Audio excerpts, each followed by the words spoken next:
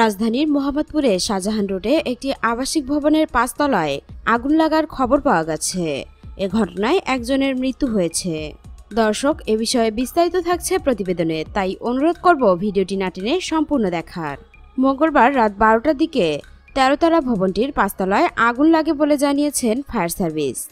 এ ঘটনা নিশ্চিত করে ফায়ার সার্ভিস জানায়, নিহত ৭৭ বছর বয়সী বৃদ্ধ বিমান বাহিনীতে কর্মরত ছিলেন। আগুনে একটি ফ্ল্যাটের পুরোটাই পুড়ে গেছে।